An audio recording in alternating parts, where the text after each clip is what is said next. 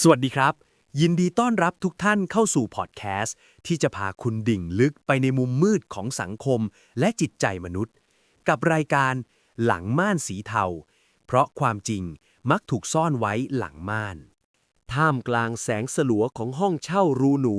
ในมุมอับของเมืองหลวงกลิ่นอับชื้นของที่นอนเก่าๆปะปนกับกลิ่นบะหมี่กึ่งสำเร็จรูปที่เย็นชืดมาหลายชั่วโมงชายหนุ่มที่ชื่อพบนั่งจ้องหน้าจอโทรศัพท์มือถือที่แสงสีฟ้าสะท้อนเข้าตาจนดูหม่นหมองเสียงพัดลมตัวเก่าที่สายไปมาส่งเสียงเอียดอาร์ตเหมือนจะขาดใจตายไปตามสภาพชีวิตของเขาในตอนนี้พบเพิ่งจะถูกเลิกจ้างจากโรงงานเฟอร์นิเจอร์ขนาดเล็กที่ปิดตัวลงทิ้งให้เขากลายเป็นคนว่างงานที่มีหนี้สินล้นพ้นตัวเงินเก็บก้อนสุดท้ายกำลังจะหมดไปกับค่าเช่าห้องและค่ากินประทังชีวิตความเครียดมันกัดกินหัวใจเขาจนแทบจะหายใจไม่ออกในจังหวะที่ความมืดมิดกำลังปกคลุมจิตใจนิ้วโป้งที่เลื่อนหน้าจอ Facebook ไปอย่างไร้จุดหมายก็หยุดกึกเมื่อเห็นโพสต์หนึ่งที่ดูเหมือนแสงสว่างที่ปลายอุโมงค์เงินด่วนทันใจปล่อยกู้นอกระบบวงเงินสูงอนุมัติไวไม่เช็คเครดิตบูโรข้อความสั้นๆพร้อมรูปกองธนบัตรใบละพันเป็นฟ่อนๆมันดึงดูดสายตาของคนสิ้นหวังอย่างเขาได้อย่างดีพบไม่รอช้าเขารีบทักแชทไปทันทีด้วยมือที่สั่นเทาฝ่ายนั้นตอบกลับมาอย่างรวดเร็วและดูสุภาพเป็นมืออาชีพพวกเขาบอกว่าการจะรับเงินกู้ 50,000 บาทนี้มีกติกาง่ายๆเพียงข้อเดียวคือต้องโอนเงินค่าค้ำประกันและค่าธรรมเนียมแรกเริ่มเพียง10%ของยอดกู้ซึ่งก็คือเงิน 5,000 บาทพบมองเงินในบัญชีที่เหลืออยู่เพียง 6,000 บาทเศษๆเขาลังเลอยู่ครู่หนึ่งความกลัวและความหวังตีรันฟันแทงกันในหัวแต่เมื่อนึกถึงใบแจ้งหนี้ค่าน้ำค่าไฟที่เสียบอยู่ตรงประตูห้องความหวังที่ริบหรี่ก็ชนะขาดลอยเขาโอนเงิน 5,000 บาทนั้นไปทันทีพร้อมส่งหลักฐานการโอนด้วยหัวใจที่เต้นรัวรอคอยว่าอีกไม่กี่นาทีเงิน 50,000 จะโอนกลับมาแต่ว่าสิ่งที่ได้รับกลับมาคือความเงียบ1 นาทีผ่านไป10 นาทีผ่านไปจนกระทั่งครึ่งชั่วโมงพบพยายามทักแชทไปถามแต่ข้อความของเขากลับขึ้นว่าไม่สามารถส่งได้เขาถูกบล็อกแล้วความรู้สึกเหมือนถูกกระชากลงเหวทั้งที่ยังหายใจอยู่มันชาไปทั้งตัวความเจ็บปวดจากการถูกโกงเงินก้อนสุดท้ายในชีวิตมันรุนแรงกว่าความหิวโหยหลายเท่าตัวพบนั่งซุดลงกับพื้นห้องที่เย็นเฉียบน้ำตาไม่มีไหลออกมาสักหยดมีเพียงความโกรธแค้นที่ค่อยๆก่อตัวขึ้นในใจเขามองโทรศัพท์เครื่องเดิมที่เคยเป็นเครื่องมือพรากเงินของเขาไปและความคิดหนึ่งที่ดำมืดที่สุดก็ผุดขึ้นมาในหัวถ้าโลกนี้มันไม่มีความยุติธรรมสำหรับคนอ่อนแอถ้าเขาถูกกระทำได้ทำไมเขาจะทำกับคนอื่นบ้างไม่ได้ในเมื่อเขารู้วิธีการรู้วิธีพูดและรู้ว่าคนสิ้นหวังต้องการได้ยินคำว่าอะไรพบหยิบโทรศัพท์ขึ้นมาอีกครั้งแต่ครั้งนี้เขาไม่ได้มองหางานหรือมองหาความช่วยเหลือเขากำลังมองหาวิธีที่จะเปลี่ยนตัวเองให้กลายเป็นนักล่าในโลกออนไลน์หลังจากค่ำคืนที่แสนเจ็บปวดผ่านพ้นไปพบไม่ได้ออกไปหางานทำเหมือนที่เคยทำทุกวันเขานั่งนิ่งอยู่หน้าจอเดิมแต่แววตาเปลี่ยนไปอย่างสิ้นเชิงความโศกเศร้าถูกแทนที่ด้วยความเย็นชาที่ลุ่มลึกเขาเริ่มศึกษารายละเอียดของโพสต์ที่เคยหลอกลวงเขาสังเกตการใช้คำการสร้างโปรไฟล์ปลอมให้น่าเชื่อถือและการเลือกกลุ่มเป้าหมายที่ดูจะเปราะบางที่สุดพบตระหนักได้ว่าเหยื่อที่ดีย่อมเข้าใจเหยื่อด้วยกันเองได้ดีที่สุดเขาเริ่มจากการซื้อซิมโทรศัพท์มือถือที่ไม่ได้ลงทะเบียนชื่อตัวเองและหาซื้อบัญชีธนาคารมือสองจากกลุ่มลับในอินเทอร์เน็ตที่เรียกกันว่าบัญชีม้ามันก็แค่เกมหนึ่งพบพึมพำกับตัวเองขณะสร้างเพจเงินกู้ออนไลน์ปลอมขึ้นมาเขาใช้ชื่อเพจที่ฟังดูมั่นคงและน่าเชื่อถือเอารูปสำนักงานหรูหราจาก Google มาแอบอ้างเป็นที่ตั้งบริษัทเขาเริ่มต้นโพสต์ข้อความเชิญชวนแบบเดียวกับที่เขาเคยหลงเชื่อแต่เขาเพิ่มลูกเล่นด้วยการใช้จิตวิทยาความเห็นใจเขาเขียนบรรยายว่าเข้าใจถึงความยากลำบากในยุคเศรษฐกิจแบบนี้และพร้อมจะช่วยทุกคนให้ลืมตาอ้าปากได้อีกครั้ง ไม่นานนักเสียงแจ้งเตือนจากแอปพลิเคชันแชทก็ดังขึ้นเหยื่อรายแรกคือหญิงสาวคนหนึ่งที่ชื่อว่ารุ้งถ้าส่งข้อความมาด้วยความร้อนรนบอกว่าลูกของเธอกำลังป่วยและต้องการเงินไปจ่ายค่าเทอมที่ค้างไว้พบอ่านข้อความเหล่านั้นด้วยหัวใจที่กระตุกวูบไปชั่วครู่ภาพตัวเองที่เคยอ้อนวอนขอความเมตตาซ้อนทับขึ้นมาแต่มันก็เพียงแค่ชั่วพริบตาเดียวเท่านั้นความทรงจำถึงความว่างเปล่าในบัญชีและความหิวโหยมันค้ำคอเขาไว้เขาพ่นลมหายใจทิ้งแล้วเริ่มพิมพ์ตอบโต้ด้วยข้อความที่ถูกเตรียมมาอย่างดีพบสวมบทบาทเป็นเจ้าหน้าที่สินเชื่อผู้ใจดีเขาพูดคุยปลอบประโลมรุ้งจนเธอเชื่อใจสนิทใจเขาบอกเธอว่าเงินกู้ 30,000 บาทได้รับอนุมัติแล้วแต่ตามระเบียบต้องโอนเงินประกัน 3,000 บาทเข้ามาก่อนรุ้งขอบคุณเขาซ้ำแล้วซ้ำเล่าพร้อมบอกว่าเขาคือเทวดามาโปรดพบนั่งมองตัวเลขแจ้งเงินเข้าในแอปธนาคาร 3,000 บาทด้วยมือที่เริ่มสั่นน้อยลงกว่าครั้งแรกความรู้สึกผิดชอบชั่วดีมันเริ่มด้านชาไปตามจำนวนเงินที่เพิ่มขึ้นเขากดบล็อกรุ้งทิ้งทันทีโดยไม่เสียเวลาอ่านข้อความอ้อนวอนที่ตามมาหลังจากนั้นเงิน 3,000 บาทนั้นคือจุดเริ่มต้นของอำนาจที่เขาไม่เคยได้รับมาก่อนในชีวิตลูกจ้างพบเริ่มสนุกกับการได้ควบคุมความหวังของคนอื่นเขาไม่ได้หยุดแค่เรื่องเงินกู้แต่เขาเริ่มขยายขอบเขตไปสู่การหลอกว่าสามารถตัดยอดหวยใต้ดินได้หรือการเข้าถึงเลขเด็ดที่การันตีผลรางวัลโดยให้คนโอนเงินค่าสมาชิกมาก่อนชีวิตของภพดีขึ้นอย่างรวดเร็วเขามีเงินกินอาหารดีๆมีเสื้อผ้าใหม่ๆใส่แต่ทุกครั้งที่เขาหลับตาเขามักจะได้ยินเสียงแจ้งเตือนข้อความที่ดังขึ้นไม่หยุดในหัวและความรู้สึกเหมือนมีใครบางคนกำลังจ้องมองเขาจากเงามืดหลังม่านในห้องเช่าอยู่ตลอดเวลายิ่งเขาได้เงินมาง่ายเท่าไหร่ความระแวงก็ยิ่งฝังรากลึกมากขึ้นเท่านั้นเพราะเขาเลิกลงชื่อเข้าใช้ Facebook ด้วยชื่อจริงมานานแล้วแต่เขาลืมไปว่าบนโลกอินเทอร์เน็ตร่องรอยที่เขาทิ้งไว้นั้นมันไม่ได้ถูกลบเลือนไปง่ายเหมือนการกดบล็อกใครสักคนในขณะที่พบกำลังฉลองกับความสำเร็จในฐานะนักล่ารายใหม่เขายังไม่รู้เลยว่ามีสายตาคู่หนึ่งจากหน่วยงานรัฐกำลังจับจ้องความเคลื่อนไหวที่ผิดปกติของบัญชีที่เขาใช้และเขากำลังก้าวพลาดในจุดที่เขาคาดไม่ถึงที่สุดซึ่งอาจจะนำไปสู่จุดที่เขาไม่เคยเตรียมใจไว้ความสำเร็จครั้งแรกในฐานะผู้ล่ามันเหมือนสารเสพติดที่ฉีดเข้าเส้นเลือดของภพโดยตรงจากเงินพันกลายเป็นหมื่นจากหมื่นค่อยๆขยับขึ้นเป็นแสนห้องเช่ารูหนูเดิมๆที่เขาเคยใช้ซุกหัวนอนเริ่มคับแคบเกินไปสำหรับความมั่งคั่งที่ได้มาบนหยาดน้ำตาของคนอื่นพบเริ่มขยายฐานการโกงให้กว้างขึ้นเขาไม่ได้รอให้เหยื่อเดินเข้ามาหาในเพจเงินกู้เพียงอย่างเดียวแล้วแต่เขาเริ่มเข้าไปแฝงตัวตามกลุ่มหวยออนไลน์กลุ่มคนตกงานและกลุ่มเกษตรกรที่กำลังเดือดร้อนแสงสีฟ้าจากหน้าจอคอมพิวเตอร์และโทรศัพท์หลายเครื่องกลายเป็นเพื่อนแท้เพียงหนึ่งเดียวในยามค่ำคืนเขานั่งจ้องหน้าจอด้วยแววตาที่ว่างเปล่านิ้วมือรัวคีย์บอร์ดตอบแชทด้วยข้อความที่ถูกคัดสรรมาอย่างดีเพื่อกระตุ้นความโลภและความหวังเลขเด็ดวงในตัดยอดจากเจ้ามือโดยตรงรับประกันถูกรางวัล 100% หรือเงินกู้เพื่อต่อลมหายใจเกษตรกรดอกเบี้ย0 บาทในเดือนแรกคำพูดเหล่านี้คือกับดักที่เขาวางไว้อย่างประณีตพบเริ่มรู้สึกว่าตัวเองฉลาดกว่าทุกคน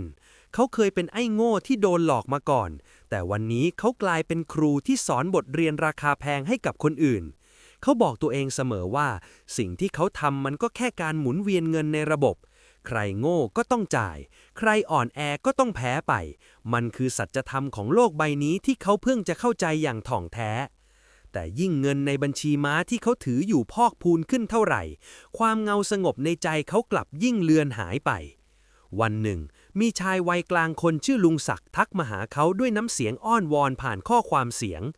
ลุงศักดิ์เล่าว่าที่บ้านน้ำท่วมพืชผลเสียหายหมดไม่มีเงินแม้แต่จะซื้อข้าวสารให้หลานกินลุงขอร้องให้พบช่วยปล่อยเงินกู้ให้สัก10,000 บาทโดยลุงยินดีจะโอนเงินประกันก้อนสุดท้ายที่มีอยู่ 1,000 บาทมาให้ก่อนพบนิ่งไปครู่หนึ่งเขามองรูปโปรไฟล์ของลุงศักดิ์ที่ถ่ายคู่กับเด็กตัวเล็กๆในบ้านไม้ผุพังความทรงจำที่แสนเจ็บปวดตอนที่เขาไม่มีเงินกินข้าวมันแวบเข้ามาในหัวแต่เพียงครู่เดียวเขาก็สะบัดความคิดนั้นทิ้งไปผมไม่เอาคนอื่นก็เอาอยู่ดีเขาพึมพำกับตัวเองด้วยน้ำเสียงที่แหบพร่าก่อนจะพิมพ์ตอบกลับไปอย่างรวดเร็วว่า โอนมาเลยครับลุง เดี๋ยวผมรีบจัดการให้ภายใน10 นาที เมื่อยอดเงิน 1,000 บาทแจ้งเตือนเข้ามา พบก็ทำหน้าที่เดิมของเขาอย่างช่ำชอง คือการกดบล็อกและลบข้อความทิ้งไปทันที เขาพยายามไม่สนใจความรู้สึกผิดที่รบกวนจิตใจ แต่คืนนั้นเขากลับนอนไม่หลับ เสียงอ้อนวอนของลุงศักดิ์ยังคงวนเวียนอยู่ในหู ปนไปกับเสียงฝนที่ตกหนักอยู่ข้างนอก พบตระหนักได้ว่า ตอนนี้เขาไม่ได้เป็นเพียงผู้ประสบภัยที่น่าสงสารอีกต่อไปแล้ว แต่เขาได้กลายเป็นปีศาจร้ายที่เขาสัญญาว่าจะเกลียดนักเกลียดหนา และที่น่ากลัวกว่านั้นคือ เขาเริ่มที่จะชื่นชอบมันเสียด้วยสิ จากเงินที่ได้จากการโกงคนยากคนจน พบเริ่มขยับขยายเปลี่ยนที่อยู่ใหม่ เขาเลือกคอนโดมิเนียมหรูใจกลางเมืองที่ต้องใช้บัตรผ่านหลายชั้นเพื่อความปลอดภัย เขาคิดว่าการอยู่ในที่สูงจะช่วยให้เขาพ้นจากสายตาของกฎหมาย และการตามล่าของเหยื่อที่เขาเคยทำลายชีวิต พบเริ่มใช้ชีวิตฟุ่มเฟือย ซื้อเสื้อผ้าแบรนด์เนม กินอาหารราคาแพง แต่เขาก็ยังคงทำงานเดิมอยู่ทุกวัน นั่นคือการนั่งหน้าจอและออกล่าเหยื่อรายใหม่ๆ อย่างไม่ลดละ พฤติกรรมของเขาเริ่มแยบยลขึ้น เขาเปลี่ยนชื่อเพจไปเรื่อยๆ ใช้บัญชีม้าที่ซับซ้อนขึ้น เพื่อฟอกเงินที่ได้มาจากการหลอกลวง แต่สิ่งที่พบไม่รู้คือ ในขณะที่เขากำลังสนุกกับการใช้เงินบนความทุกข์ของคนอื่น ร่องรอยทางดิจิทัลที่เขาทิ้งไว้ เหมือนกลิ่นคาวเลือดที่ดึงดูดนักล่าตัวจริงให้เข้ามาใกล้ เหยื่อหลายรายที่ถูกเขาหลอกไม่ได้ยอมแพ้ง่ายๆเหมือนที่เขาคิด มีการรวมตัวกันตามกลุ่มโซเชียล มีการแจ้งความออนไลน์ และที่สำคัญที่สุด ข้อมูลพฤติกรรมของเขาถูกส่งต่อไปยังหน่วยงานที่รับผิดชอบเรื่องอาชญากรรมทางเทคโนโลยี และตำรวจทางหลวงที่เริ่มสังเกตเห็นความผิดปกติของการเคลื่อนไหวของกลุ่มคนที่มีพฤติกรรมโพสต์ข้อความหลอกลวงในลักษณะนี้อย่างต่อเนื่อง วันหนึ่ง ในขณะที่พบกำลังขับรถหรูที่เพิ่งถอยออกมาใหม่เพื่อมุ่งหน้าไปท่องเที่ยวพักผ่อนที่ต่างจังหวัด เขาฮัมเพลงอย่างสบายใจ พลางคิดถึงเหยื่อรายต่อไปที่เขากำลังจะหลอกล่อให้ติดกับ การเดินทางบนถนนสายเอเชียที่ดูเหมือนจะราบรื่น กลับเริ่มมีบรรยากาศที่เปลี่ยนไป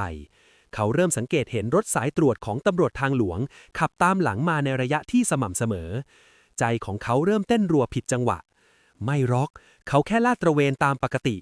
พบพยายามปลอบใจตัวเอง พลางเหยียบคันเร่งเพื่อทิ้งห่าง แต่ทว่ารถตำรวจคันนั้นกลับเร่งความเร็วตามขึ้นมา พร้อมกับเปิดไซเรนส่งเสียงดังสนั่นไปทั่วบริเวณ แสงไฟสีแดงและน้ำเงินที่หมุนวนสะท้อนในกระจกมองหลัง มันทำให้ภาพวันเก่าๆตอนที่เขานั่งสิ้นหวังในห้องเช่าผุดขึ้นมาอีกครั้ง พบเหงื่อซึมเต็มฝ่ามือ ความมั่นใจที่เคยมีมันลายหายไปสิ้น เขาพยายามคิดหาทางหนี แต่ในใจรู้ดีว่า ถนนสายนี้ไม่มีทางออกสำหรับคนที่เดินมาจนสุดทางแห่งความมืดมิด เสียงประกาศจากลำโพงของรถตำรวจดังขึ้น ให้เขาจอดรถชิดขอบทางด้านซ้าย พบค่อยๆผ่อนความเร็วลง สมองของเขาขาวโผลนไปหมด เขาไม่รู้เลยว่า การโดนเรียกตรวจครั้งนี้จะเป็นแค่เรื่องบังเอิญ หรือเป็นจุดเริ่มต้นของการชดใช้กรรมที่เขาเคยก่อไว้ แต่ที่แน่ๆ ม่านที่เขาใช้บังตัวตนมาตลอดกำลังจะถูกกระชากออกอย่างไม่ปราณี เสียงไซเรนจากรถตำรวจทางหลวง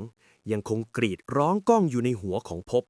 ราวกับเสียงเตือนภัยที่ดังมาจากส่วนลึกของมโนธรรมที่เขาพยายามกดทับมันไว้มานาน เขาค่อยๆผ่อนคันเร่ง รถหรูราคาแพงที่ได้มาจากการรีดไถความหวังของเพื่อนมนุษย์ค่อยๆเคลื่อนเข้าสู่ไหลทาง ล้อรถบดเบียดกับกรวดหินข้างทางส่งเสียงกรอบแกรบ แสงแดดยามบ่ายที่แผดเผาถนนยางมะตอนจนไอความร้อนระอุขึ้นมา ดูจะไม่ได้ทำให้เขารู้สึกร้อนเท่ากับหยดเหงื่อที่ผุดซึมเต็มแผ่นหลังภายใต้เสื้อเชิ้ตราคาแพง เมื่อรถจอดสนิท พบสูดลมหายใจเข้าปอดลึกๆ พยายามเรียกสติและสวมหน้ากากนักธุรกิจหนุ่มผู้สุภาพแบบที่เขาใช้หลอกลวงเหยื่อในโลกออนไลน์ เขาปรับสีหน้าให้ดูเรียบเฉยที่สุด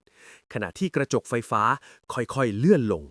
กลิ่นควันรถและลมร้อนพัดเข้ามาในรถที่เย็นฉ่ำด้วยแอร์เจ้าหน้าที่ตำรวจทางหลวงเดินตรงเข้ามาใบหน้าภายใต้หมวกนิรภัยนั้นดูเคร่งขรึมและกดดันอย่างบอกไม่ถูก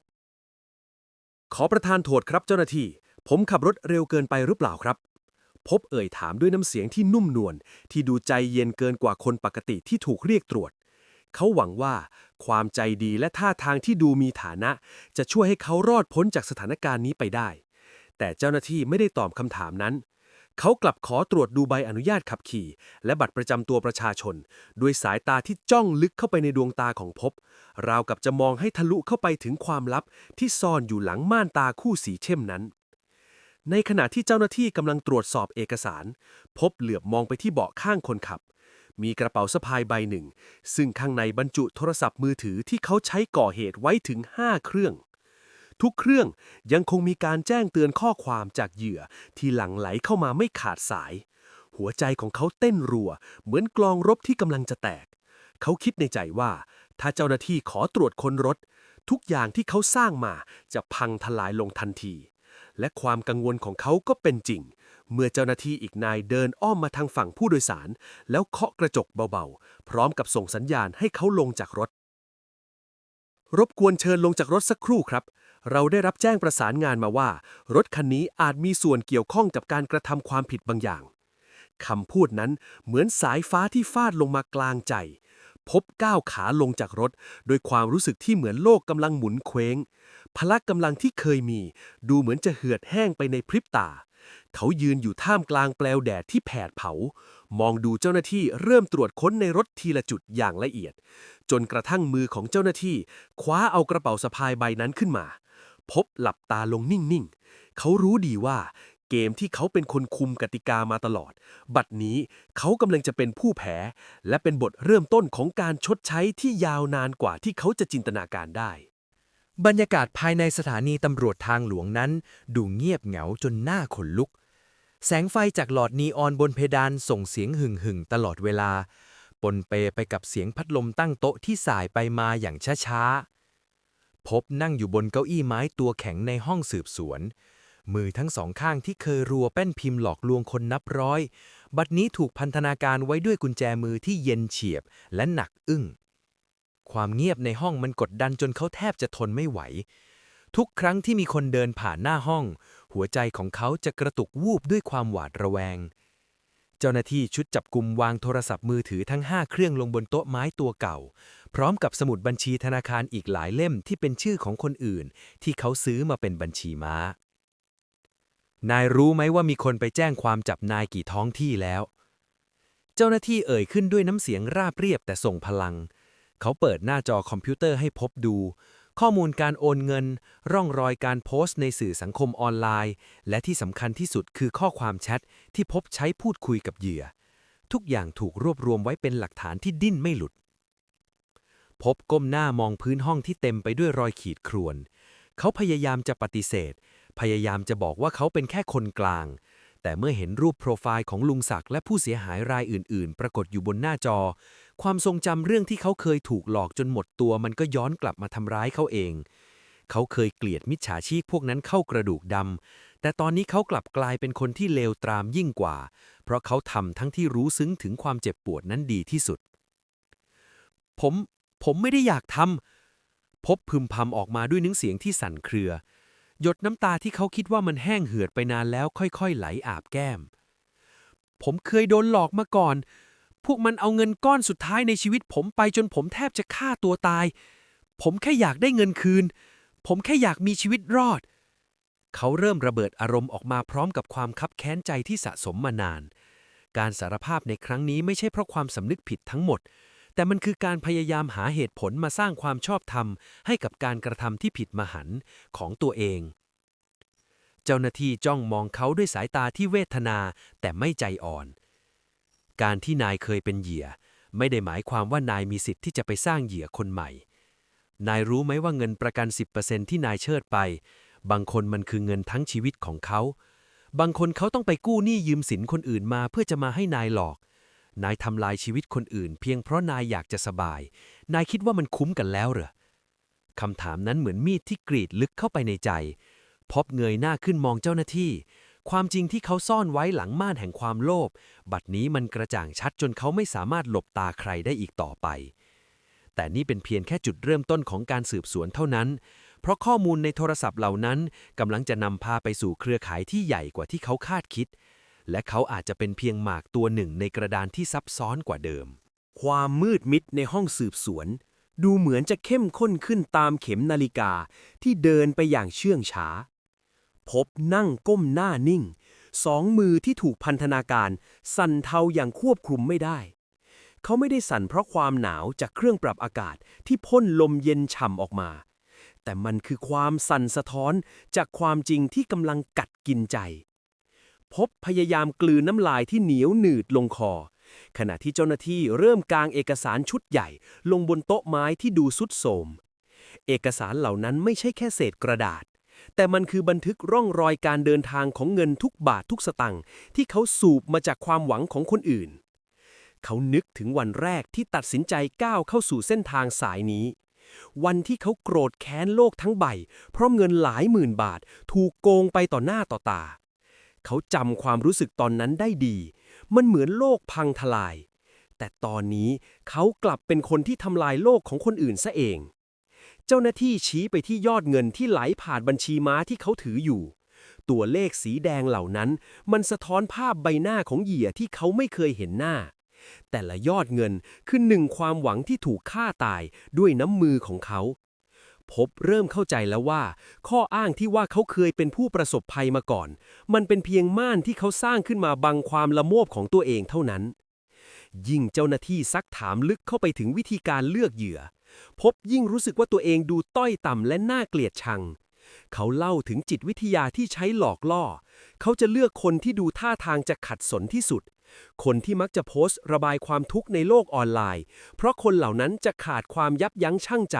เมื่อเห็นคำว่าเงินกู้อัตราดอกเบี้ยต่ำ เขาจะใช้คำพูดที่แสดงความเห็นอกเห็นใจเป็นเหยื่อล่อ เหมือนที่เขาเคยได้รับตอนที่ถูกหลอกเองไม่ผิดเพี้ยน ความเจ็บปวดที่เขาเคยได้รับ เขานำมันมาแปรรูปเป็นอาวุธที่คมกริบเพื่อทำร้ายคนอื่นต่ออย่างเลือดเย็น แต่สิ่งที่ทำให้เขาสะอึกจนพูดไม่ออก คือเมื่อเจ้าหน้าที่เปิดคลิปวิดีโอหนึ่งให้ดู มันเป็นคลิปของหญิงสาวคนหนึ่งที่ร้องไห้แทบจะขาดใจหลังจากถูกเขาบล็อกการติดต่อ เธอต้องสูญเสียเงินก้อนสุดท้ายที่จะเอาไปรักษาพ่อที่ป่วยหนัก พบเบือนหน้าหนีภาพในหน้าจอ ความเงียบในห้องสืบสวนมันดังจนหูอื้อ เขาเริ่มตระหนักแล้วว่า เงินที่เขาเอาไปซื้อเสื้อผ้าหรูๆ กินอาหารแพงๆ มันชุ่มไปด้วยน้ำตาและลมหายใจที่รวยรินของคนอื่น และในขณะที่เขากำลังจะอ้าปากพยายามอธิบายบางอย่าง เจ้าหน้าที่กลับวางโทรศัพท์เครื่องที่ 6 ที่ค้นเจอเพิ่มเติมลงบนโต๊ะ เครื่องนี้เป็นเครื่องที่พบซ่อนไว้ลึกที่สุด และมันอาจบรรจุความลับที่เขากลัวที่สุดเอาไว้ ความลับว่าเขาไม่ได้ทำเรื่องนี้เพียงคนเดียว หัวใจของภพเต้นระรัวจนแทบจะทะลุออกมานอกอก เมื่อสายตาจ้องมองโทรศัพท์เครื่องที่ 6 ที่วางเด่นอยู่บนโต๊ะสืบสวน เขาพยายามตีหน้าซื่อ แต่เหงื่อที่ไหลย้อยลงมาตามขมับมันฟ้องทุกอย่าง เครื่องนี้คือสายใยเดียวที่เชื่อมต่อเขากับเครือข่ายที่ใหญ่กว่า คือกลุ่มคนที่ขายบัญชีม้า และคนที่คอยสอนเทคนิคการหลบเลี่ยงการตรวจสอบ เจ้าหน้าที่ไม่รอช้า เขาเริ่มทำการกู้ข้อมูล และเปิดข้อความล่าสุดที่พบเพิ่งจะส่งไป ก่อนจะถูกรวบตัวบนทางหลวง บรรยากาศในห้องตอนนี้มันตึงเครียดจนแทบจะหยุดหายใจ พบเริ่มรู้สึกว่าตัวเองเหมือนลูกหนูที่ถูกต้อนจนมุมในวงล้อมของแมวป่าที่เชี่ยวชาญการล่า เขาให้การรับสารภาพออกมาเป็นชุดว่า ที่เขาต้องทำไปทั้งหมด ก็เพราะไม่มีงานทำเป็นหลักแหล่ง หลังจากโรงงานปิดตัว เขาก็เคว้งคว้าง เงินทองที่เคยมีก็ร่อยหรอไปกับมิจฉาชีพเจ้าเก่า จนวันหนึ่ง เขาคิดได้ว่า ในเมื่อเขารู้วิธีการหลอกแล้วทำไมเขาไม่ลองเป็นคนหลอกดูบ้าง เขาเริ่มจากการโพสต์ข้อความสั้นๆตามกลุ่มสื่อสังคมออนไลน์ เน้นการปล่อยเงินกู้ที่ดูง่ายเกินจริง โดยมีข้อแม้ว่าเหยื่อต้องโอนเงินประกัน10%มาให้ก่อน เขาเล่าด้วยน้ำเสียงที่สั่นพร่าว่า เงินก้อนแรกที่ได้มา มันทำให้เขารู้สึกเหมือนมีอำนาจ เขาสามารถกำหนดได้ว่าใครจะได้เงิน หรือใครจะถูกทิ้งไว้ข้างหลัง แต่ความจริงคือไม่มีใครเคยได้เงินกู้จากเขาเลยสักคนเดียว เมื่อเหยื่อโอนเงินมา เขาก็จะเริ่มออกลายบ่ายเบี่ยง อ้างเรื่องเอกสารไม่ครบ อ้างเรื่องระบบธนาคารขัดข้อง จนกระทั่งเหยื่อเริ่มกดดัน เขาถึงจะกดตัดขาดการติดต่อ แล้วหายเข้ากลีบเมฆไป พบยอมรับว่าเขาทำแบบนี้มันนับครั้งไม่ถ้วน จนจำไม่ได้ว่ามีเหยื่อกี่รายที่เขาทิ้งไว้กลางทาง แต่แล้วคำถามหนึ่งของเจ้าหน้าที่ก็ทำให้เขานิ่งงันไป นายคิดว่าเงินที่นายโกงเข้ามานายจะได้ใช้มันอย่างมีความสุขจริงๆเหรอในเมื่อทุกครั้งที่นายหยิบเงินออกมาใช้นายกำลังใช้ชีวิตอยู่บนซากปรักหักพังของคนอื่นพบก้มหน้ามองกุญแจมือที่สะท้อนแสงไฟนีออนความคิดที่ว่าเขาคือผู้ประสบภัยที่น่าสงสารมันเลือนหายไปจนหมดสิ้น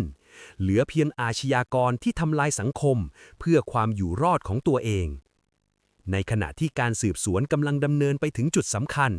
เจ้าหน้าที่ได้รับแจ้งประสานงานจากอีหนึ่งว่ามีเหยื่อรายหนึ่งของพบตัดสินใจจบชีวิตตัวเองเพราะไม่มีเงินไปคืนหนี้นอกระบบที่กู้มาเพื่อจ่ายค่าประกันเงินกู้ให้พบข่าวนี้เหมือนค้อนขนาดใหญ่ที่ทุบลงบนหัวของเขาพบสุดตัวลงกับโต๊ะร่ำไห้ออกมาอย่างไม่อายใครแต่น้ำตาในวันนี้มันจะเพียงพอต่อความสูญเสียที่เขาก่อไว้หรือไม่และสิ่งที่เขากำลังจะเผชิญต่อไปหลังจากม่านความจริงนี้เปิดออกทั้งหมดมันอาจจะเป็นสิ่งที่เขาต้องชดใช้ไปชั่วชีวิตข่าวการเสียชีวิตของเหยื่อรายหนึ่งที่เจ้าหน้าที่เพิ่งแจ้งออกมานั้นราวกับกระสุนปืนที่พุ่งเข้าใส่หน้าอกของพบอย่างจังเขานั่งนิ่งงันไปนานหลายนาทีเสียงบรรยากาศรอบตัวในห้องสืบสวนที่เคยดูวุ่นวายกลับเงียบสงัดลงจนได้ยินเพียงเสียงลมหายใจที่ติดขัดของตัวเองความเยือกเย็นของกุญแจมือที่รัดข้อมืออยู่เริ่มลามเข้าไปถึงขั้วหัวใจพบจ้องมองเงาสะท้อนของตัวเองในกระจกบานใหญ่ที่ติดอยู่ข้างผนังห้องกระจกบานนั้นเหมือนจะไม่ได้สะท้อนเพียงแค่ภาพชายหนุ่มในเสื้อเชิ้ตแบรนด์เนมที่ดูดี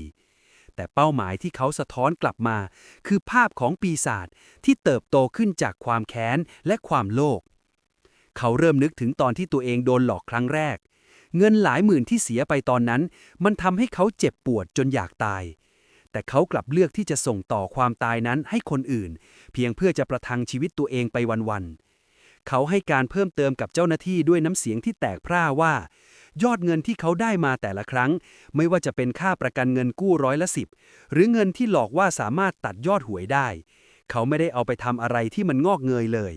เขาเอาไปใช้จ่ายฟุ่มเฟือยเพื่อกลบปมด้อยในใจที่เคยเป็นคนล้มเหลวยิ่งเขาใช้เงินเหล่านั้นมากเท่าไหร่เขาก็ยิ่งต้องออกล่าเหยื่อมากขึ้นเท่านั้นเพื่อให้มีเงินมาหมุนเวียนในชีวิตที่จอมปลอมนี้เจ้าหน้าที่ยื่นภาพถ่ายของผู้เสียหายหลายรายที่รวมกลุ่มกันเข้าแจ้งความให้เขาดูทีละภาพพบมองเห็นแววตาที่สิ้นหวังของผู้คนเหล่านั้นแววตาที่เขาเคยเห็นในกระจกเมื่อหลายเดือนก่อนแต่คราวนี้เขาคือคนที่เป็นต้นเหตุของมันเขาเล่าถึงเทคนิคที่เขาใช้ว่าเขาจะคอยตรวจสอบข้อมูลในคอมพิวเตอร์และสื่อสังคมออนไลน์ตลอดเวลาเพื่อดูว่าใครที่กำลังเดือดร้อนเรื่องเงินมากๆเขาจะเข้าไปแสดงตัวเป็นผู้ช่วยที่แสนดีในคราบของบริษัทเงินทุนที่ไม่มีตัวตนจริงการใช้บัตรอิเล็กทรอนิกส์หรือบัญชีม้าของคนอื่นที่เขาซื้อมายิ่งทำให้เขารู้สึกยโสว่ากฎหมายจะไม่มีทางตามเขาได้ทันแต่ในความจริงแล้วทุกข้อความที่เขาพิมพ์ทุกบาทที่เขาโอนมันคือหลักฐานที่มัดตัวเขาไว้จนดิ้นไม่หลุดพบเริ่มตระหนักว่าเขาไม่ได้เพียงแค่ทำผิดกฎหมายแต่เขาได้ทำลายศรัทธาและความหวังของมนุษย์ด้วยกันอย่างย่อยยับความเงียบในห้องสืบสวนถูกทำลายลงอีกครั้งเมื่อเจ้าหน้าที่ถามเขาว่าถ้านายย้อนเวลากลับไปในวันที่นายเสียเงินหมื่นนั้นไปได้นายยังจะเลือกทางเดินสายนี้อยู่ไหมพบไม่ได้ตอบคำถามนั้นในทันทีแต่เขากลับหลั่งน้ำตาออกมาเป็นครั้งที่เท่าไหร่ไม่รู้ของวันความสับสนระหว่างความรู้สึกผิดกับการสูญเสียอิสรภาพมันตีรวนจนเขาแทบเสียสติและในขณะที่เขากำลังถูกควบคุมตัวออกไปเพื่อส่งฟ้องศาลเขาก็ได้เห็นกลุ่มเหยื่อบางคนที่มารออยู่หน้าสถานีตำรวจแววตาที่พวกเขามองมานั้นไม่ได้มีเพียงความโกรธแค้นแต่มันคือความเวทนาที่ส่งผ่านมาถึงคนที่ครั้งหนึ่งเคยเป็นผู้ประสบภัยแต่กลับเลือกที่จะกลายเป็นผู้ล่าเสียเองในที่สุดประตูคุกก็ปิดลงเบื้องหลังของพบเสียงเหล็กกระทบกันดังสนั่นลั่นไปทั่วโถงทางเดินที่มืดสลัวและอับชื้นชุดหรูหราที่เขาเคยภูมิใจถูกเปลี่ยนเป็นชุดนักโทษสีหม่นที่เตือนใจให้รู้ว่าอำนาจจอมปลอมที่เขาเคยมีมันจบลงแล้วศาลตัดสินจำคุกเขาในหลายข้อหาทั้งความผิดฐานทุจริตหรือหลอกลวงโดยนำเข้าสู่ระบบคอมพิวเตอร์ซึ่งเป็นข้อมูลอันเป็นเท็จและการใช้บัตรอิเล็กทรอนิกส์ของผู้อื่นโดยมิชอบซึ่งเป็นโทษที่หนักหนาพอ